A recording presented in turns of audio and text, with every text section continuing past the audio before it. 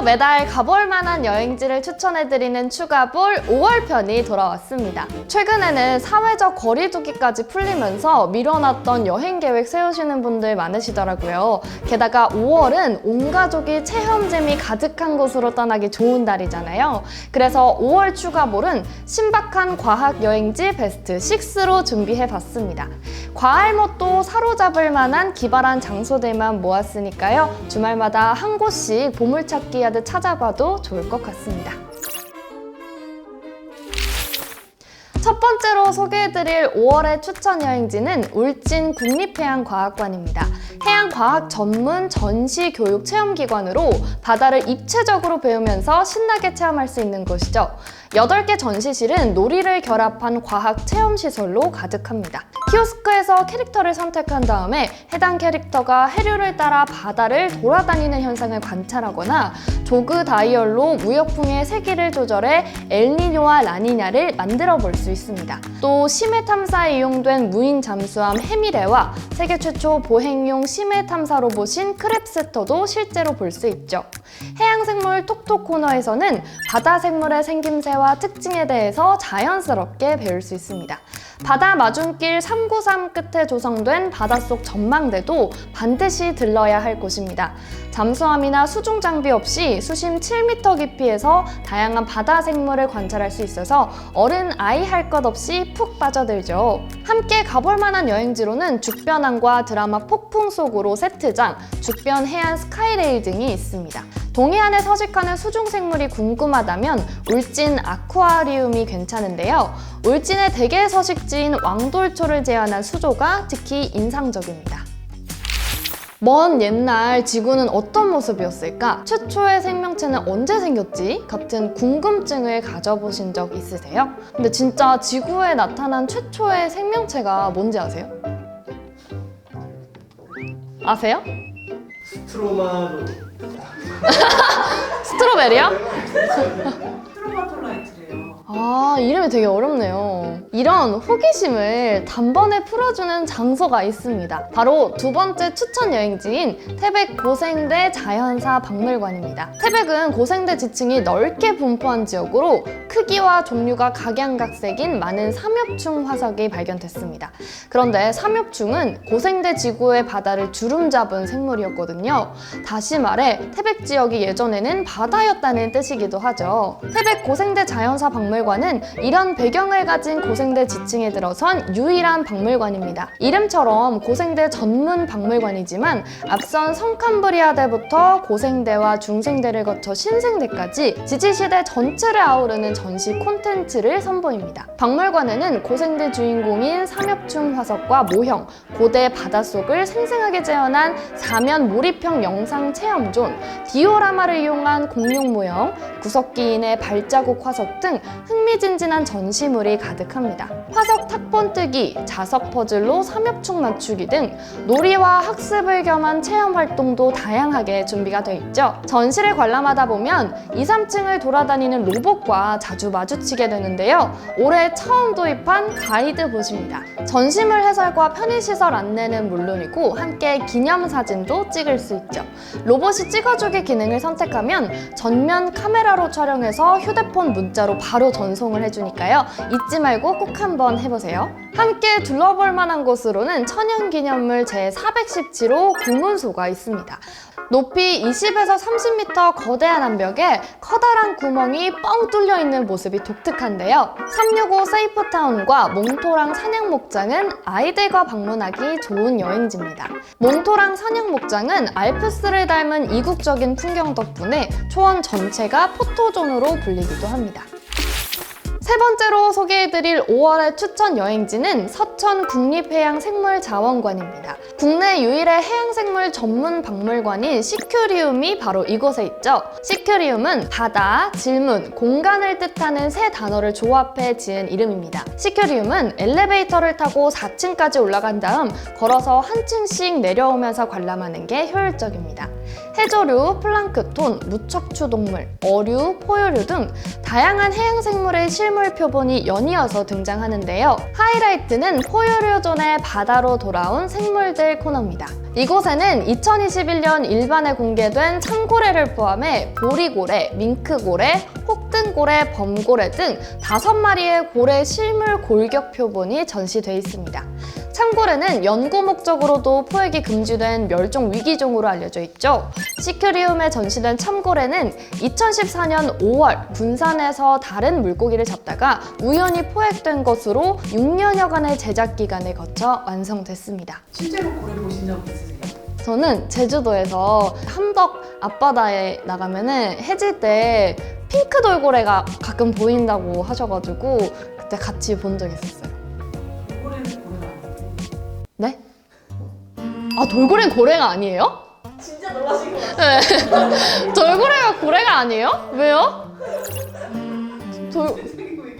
돌고래.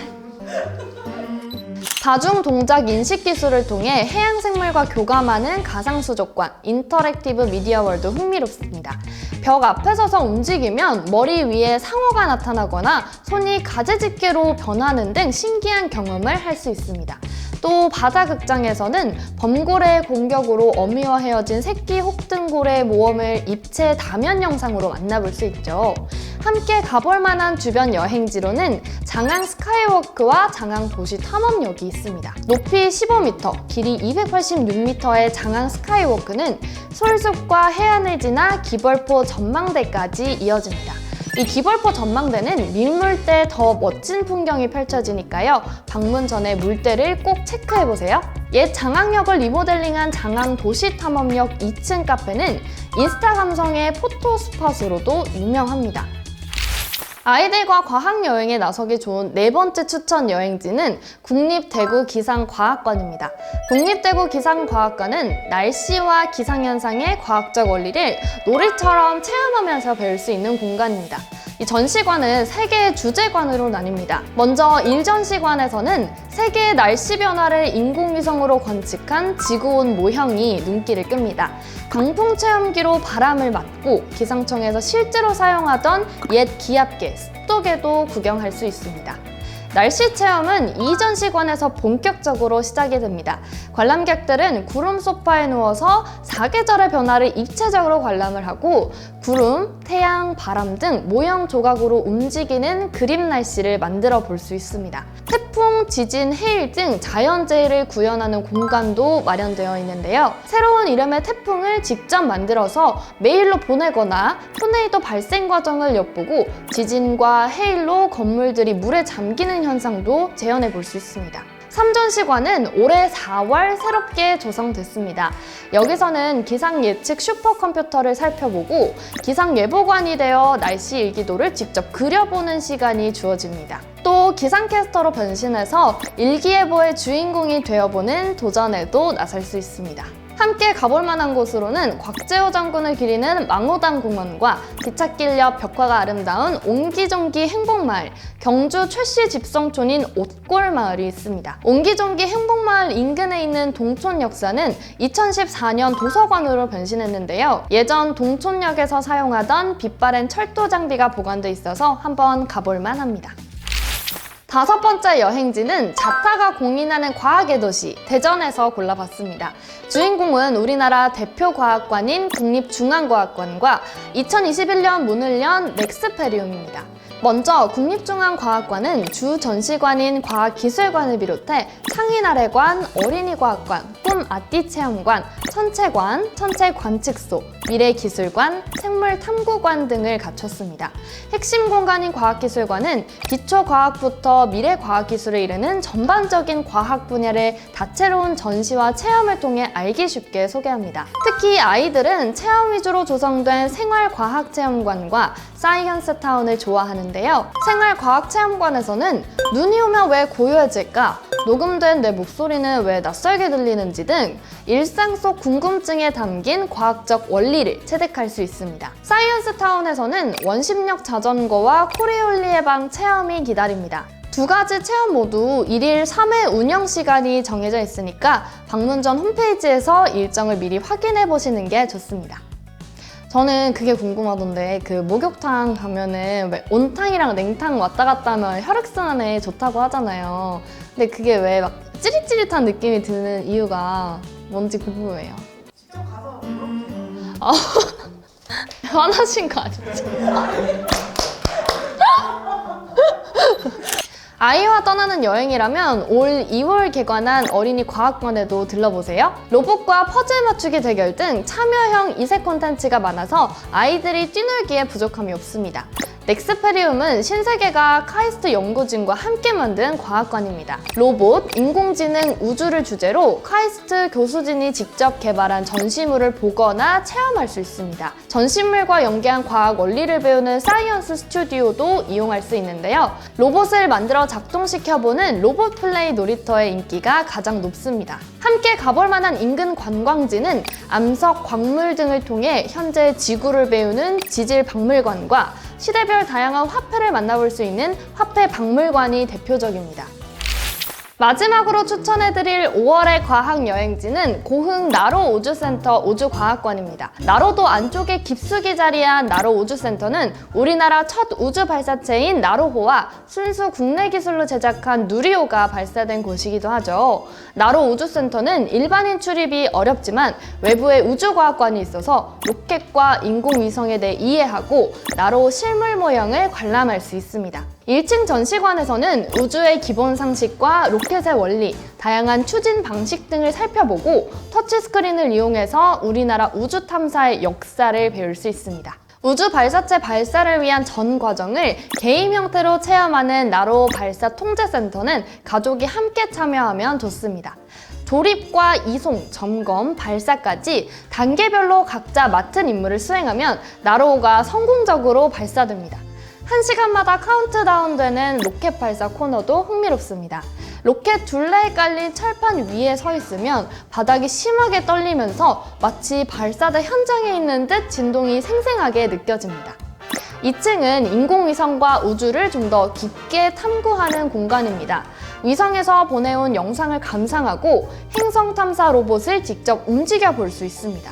또 로켓 전시관에서는 나로호와 누리호에 대해 자세히 알아볼 수 있습니다.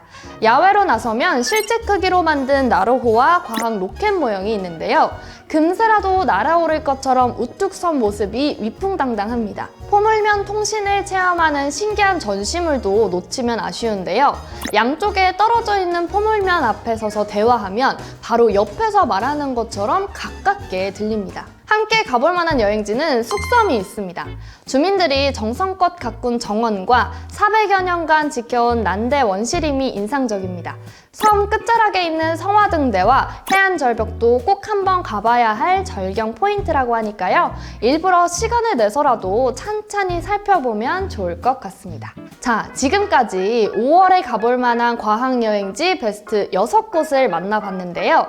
여러분은 어디가 제일 마음에 드셨나요? 사실 여행은 목적지보다는 누구와 함께 하느냐가 더 중요하잖아요. 봄과 함께 우리 곁으로 돌아온 소중한 일상을 가족과 여행하면서 마음껏 즐기셨으면 좋겠습니다. 오늘 소개된 과학여행지에 관한 자세한 내용은 대한민국 구석구석에서 추천 가볼 만한 곳을 검색하시면 확인할 수 있습니다. 그럼 저는 초록이 짙어지는 6월에 가볼 만한 곳을 가지고 다시 돌아오겠습니다. 그때까지 안녕!